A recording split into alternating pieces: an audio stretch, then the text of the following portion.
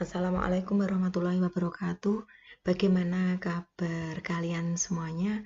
Semoga kalian dalam keadaan sehat dan tetap dalam lindungan Allah Subhanahu wa Ta'ala.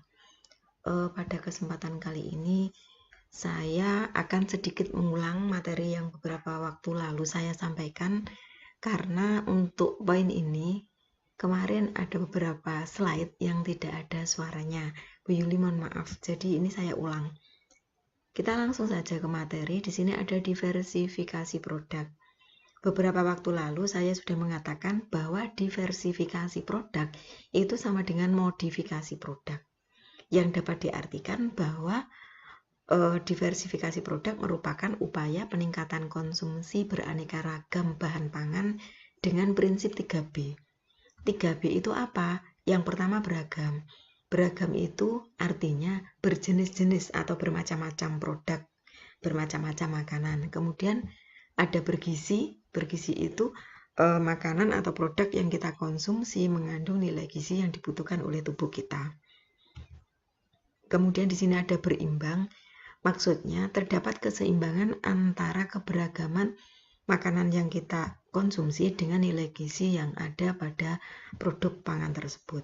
Saya ambil contoh, ketika kalian makan satu porsi makanan, makan siang misalnya, di situ ada nasi, kemudian lauknya mie goreng, selain itu ada kerupuk dan peyek. Nah, ketika kita analisa, nasi itu mengandung karbohidrat, kemudian mie goreng mengandung karbohidrat, peyek dan kerupuk juga mengandung karbohidrat.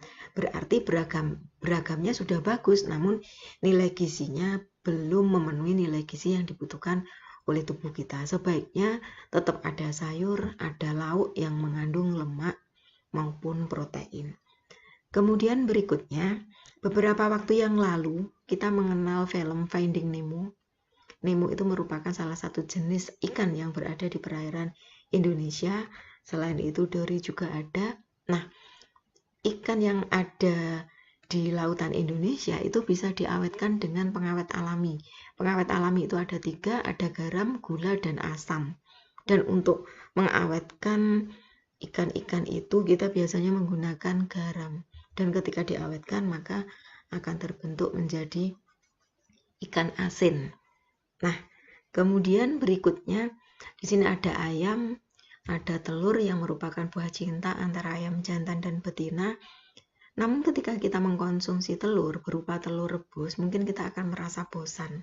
Namun ketika kita modifikasi menjadi produk yang beda, misalnya kita membuat telur balado, dilihat dari warnanya saja itu sudah menggugah selera. Kemudian kita membuat martabak telur.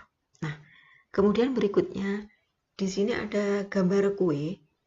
Kue ini terdiri atas 2 warna. Warna kuning diambilkan dari bahan dasar ubi yang berwarna kuning, dan yang ungu diambilkan dari ubi yang berwarna ungu. Sehingga ketika kita membuat produk ini, kita tidak perlu pewarna buatan, kita menggunakan pewarna alami. Nah, ketika kita sudah plating dengan sangat menarik seperti ini, bahkan kita sudah menambahkan topping berupa keju dan buah stroberi, ini akan membuat tampilan dari ubi itu menjadi luar biasa.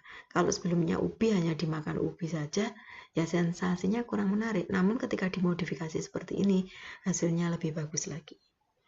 Kemudian saya lanjutkan. Di sini kewirausahaan produk pangan khas daerah. Ada satu pertanyaan besar. Mengapa kita berwirausaha pangan? Ada beberapa alasan yang menyertainya. Yang pertama, produknya bervariasi. Itu jelas dilihat dari tingkat kesuburan tanah di Indonesia yang di dalamnya mengandung sumber daya alam yang luar biasa, termasuk kesuburan tanahnya, maka itu merupakan alasan mengapa produknya bervariasi, karena tanah yang ada di Indonesia itu cocok ditanami berbagai macam tanaman.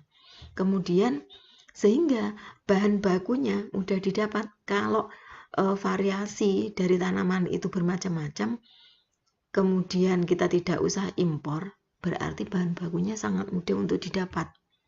Kemudian teknologi pengolahannya sangat sederhana. Pengolahan makanan itu jauh lebih sederhana ketimbang kita mengolah atau memproduksi otomotif. Kemudian investasi alat dan mesin dapat disesuaikan dengan dana yang tersedia. Jelasnya ketika kita memproduksi olahan makanan, investasi alat dan mesin itu jauh lebih murah bila dibandingkan dengan industri otomotif yang dia harus butuh mesin yang sangat besar, alat yang lumayan mahal. Namun untuk jenis makanan tidak demikian. Kemudian kemasannya sangat beragam. Untuk kemasan makanan, kemasan itu sebenarnya bukan segalanya, namun tanpa kemasan, produk makanan itu kurang menarik. Sehingga kemasan makanan itu sangat bervariasi, lebih bervariasi dari produk otomotif, dari produk elektronik. Misalnya kita mengetahui bahwa untuk kemasan dari barang elektronik, misalnya kita ambil contoh kulkas. Dari dulu kulkas ya kemasannya kardus, kemudian dalamnya dikasih styrofoam. Namun ketika kita melihat kemasan makanan itu sangat bervariasi dan sangat menarik. Kemudian pasarnya masih terbuka lebar untuk jenis wirausaha pangan. Di Indonesia itu banyak tempat wisata dan biasanya di tempat wisata itu langsung include dengan beberapa kuliner khas daerah yang dibanggakan oleh lokasi wisata tersebut. Kemudian saya lanjutkan yang C, bagian C itu produk pangan khas daerah. Kita harus mengetahui dulu apakah definisi dari pangan khas daerah. Pangan khas daerah dapat didefinisikan sebagai makanan atau minuman yang diproduksi di daerah, yang merupakan identitas daerah tersebut dan menjadi pembeda dengan daerah lain. Di sini sengaja saya buat warna yang beda untuk penekanan saja. Yang jelas pangan khas daerah itu bisa makanan dan bisa minuman, dan pasti diproduksi suatu daerah, merupakan identitas atau ikon daerah, dan biasanya menjadi pembeda antara daerah yang satu dengan daerah yang lain. Kemudian untuk produk pangan atau kuliner itu terdiri atas dua, ada makanan, ada minuman. Kemudian makanan terbagi atas dua, makanan kering dan makanan basah. Makanan basah terdiri atas masakan dan kue. Masakan itu misalnya ada rendang, itu termasuk masakan, ada soto, ada sop konro, itu merupakan masakan.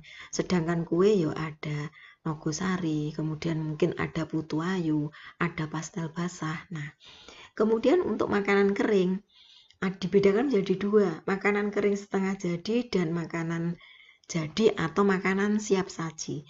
Makanan setengah jadi saya ambil contoh kerupuk yang belum digoreng atau emping blinjo yang belum digoreng, itu termasuk makanan setengah jadi. Terus kemudian di sini ada makanan yang siap saji, itu maksudnya makanan yang siap dimakan atau disantap tanpa melalui proses sebelumnya. Nah, kemudian sebagai implementasinya, monggo nanti dikerjakan tugas 2. Di sini kalian harus menyalin tabel ini di buku tugas kalian, tidak usah dikumpulkan, nanti saya akan melihatnya ketika kalian masuk tatap muka. Nah, di sini kalian harus menyebutkan 15 jenis makanan khas daerah, kemudian klasifikasikan pangan khas berdasarkan jenis dan bahannya. Saya batasi makanan yang dimaksud hanya berada di daerah Jawa Timur, tidak boleh keluar dari Jawa Timur. Di sini nanti silakan sebutkan 15, ini sudah saya kasih contoh 1. Misalnya sate kelinci, itu termasuk masakan, berasal dari hewani. Jadi monggo nanti silakan aplikasikan, nggak usah ditunda, semakin ditunda tugas kalian semakin menumpuk. Demikian untuk materi kali ini.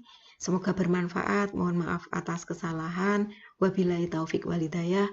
Wassalamualaikum.